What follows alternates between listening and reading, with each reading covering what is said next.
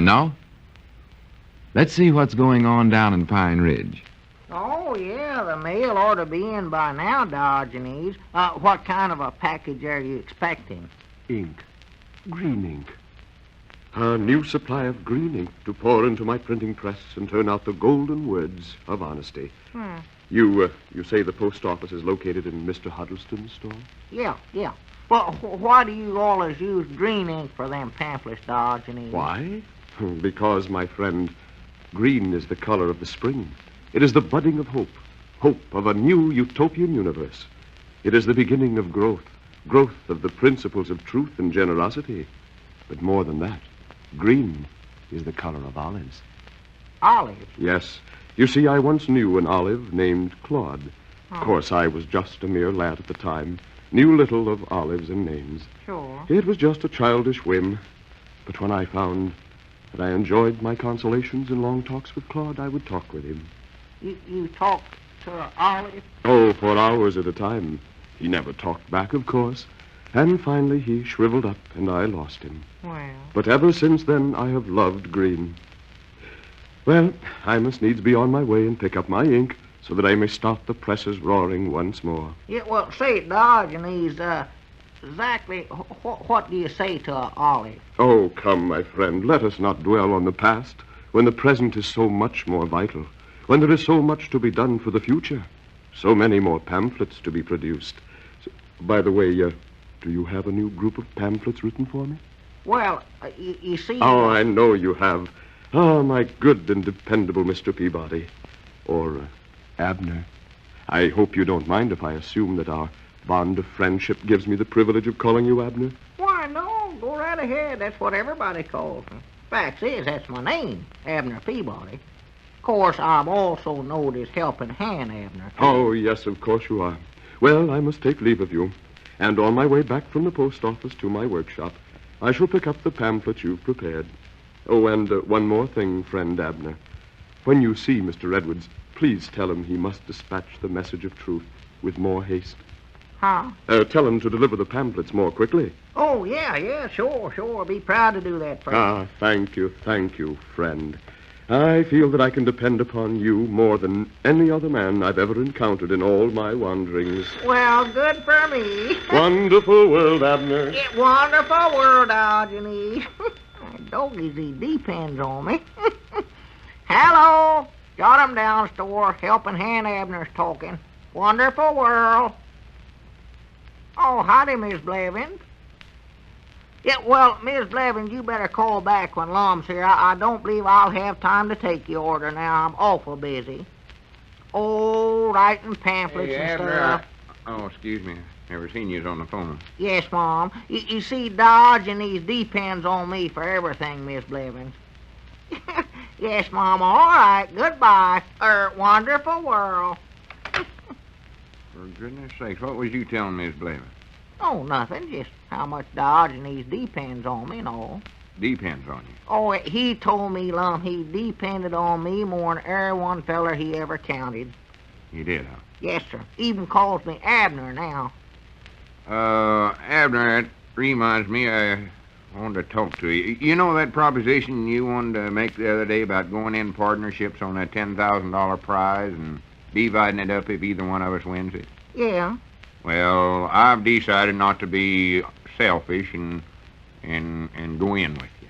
Oh, no, sir. You said no once, and I dog it, that's the way it's going to be, Lum.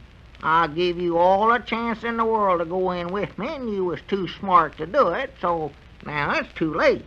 Well, all I got to say, I don't see how a selfish feller like you ever expects to win the prize. Well, me and Diogenes would like to have you deliver them pamphlets around to the houses a little quicker, too, Lum. You're awful slow. Now, just a minute, Abner. I ain't taking no orders from you. And don't say deliver, 'cause I ain't a deliver boy. Well, you're doing deliver boy's work. I ain't doing no such a thing. I'm a disseminator of literature. That's the official title Diogenes give me. Yeah, well, whatever you are, Diogenes told me to tell you to get it did faster. Well, tell him it's getting did just as fast as it can. Anyways, how fast does he think a 7-year-old young'un can walk around carrying that big sack of pamphlets? 7-year-old young'un? Wait a minute. Have you hired somebody to deliver them pamphlets for you? Just temporary, so just temporary. Just till my feet gets hardened up to where they can stand all that walking. Oh, Besides, I figured I was lending a helping hand by giving little Gomer Bates the job. little Gomer Bates? Why, he's supposed to be in school now, Lum. You didn't make him stay home just to do this delivering, did you? Well, I had to do something. Granny, I was getting sort of subconscious going up to everybody's door and laying pamphlets on the porch. That ain't no kind of work for a big business executive. Well, I don't know, Lum, but I don't think you better let Diogenes know about this. Fact is, you better not be in the store right now, 'cause he's coming back here any minute. He is, huh? Yes, sir. He just went over to the post office to get some ink he ordered, and you ought to be out doing that delivering. Yeah, I reckon I ought. Well, don't tell him none of this stuff, Abner. Oh, no, I won't. You know me, old helping hand Abner. Here comes Cedric. Don't let him know neither. He'll blab it all over town. I won't tell nobody, not a soul. See you later, Long. Yeah. Howdy, Mr. Lum. Wonderful world. What's wonderful about our wonderful world, Cedric? Come on in, Cedric. See, you still got your lantern with you. Yes, Mom. Keep it lit every minute of the day and night, too. Just like Mr. Diogenes. Well, The doggone thing keeps me awake at night, though. keeps you awake. Yes, Mom. Just shining there in the room makes me think it's daytime. Oh, well. Whereabouts was Mr. Lum going in such a hurry? He looked sort of mad about something. Oh, he is, Cedric. He's awful mad. 'Cause he knows I'm mighty nigh certain to win that $10,000 prize now, and he ain't got a chance. He ain't, huh? Why, of course not. See, he's just a deliverer boy. And I'm a big important feller for Diogenes. He depends on me an awful lot. Does he, sure enough? Oh, yeah, something terrible. Depends on me more than every one feller he ever counted. That's what he said.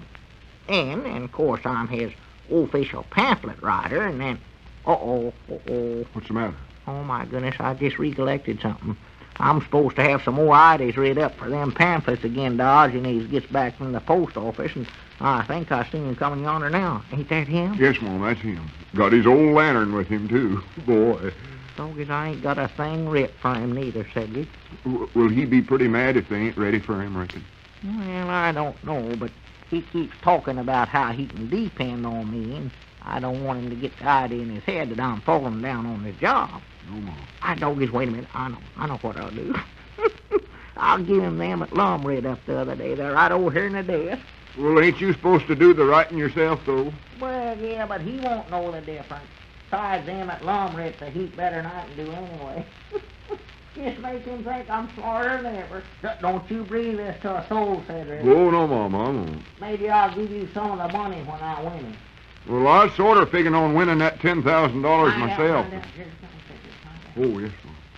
Howdy, Mr. Diogenes. Wonderful world. Ah, yes, wonderful world. Wonderful world. Here's a pamphlet, Diogenes. Got 'em all ready for you. Oh, good and faithful Abner. How good it is to find a dependable man in this unreliable universe. And now I must repair to my workshop and convert your penciled words of wisdom into the penetrating, permeating green type of truth and kindness. Yes, Mom, it sure is. Keep quiet, Cedric. Let us see what golden gems you've composed for us this day, my trustworthy friend. Yeah.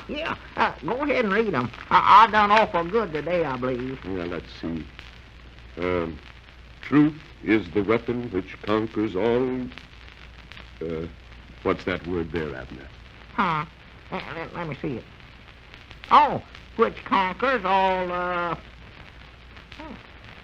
Funny, I can't make that out. Well, surely, friend, you know what you've written here. Oh, yeah, conquers all, Pencil must have slipped. I can't read it. Why don't you ask Mr. Lum what it is, as long as he read it anyway? As long as Lum... Abner, did Lum write these pamphlets? Well, you see, Doc... And you permitted me to think that you had composed them? Well, it was getting late. Oh, treachery. You stabbed me in the back. You whom I trusted implicitly. You upon whom I depended. You whom I call faithful. Oh, this is indeed the unkindest cut of all. Well, I never cut you no Oh, way. let me leave this place. Let me outside to breathe the pure air. If there be such air anywhere to be breathed. Oh, treachery, Well, now, wait a minute, Dodge, you need... Oh, my goodness, there comes along. Yeah, wonderful world, Dodge, you need. Please, one side, friend. I must hide me away and contemplate in solitude. Oh, to be undone by the unfaithful.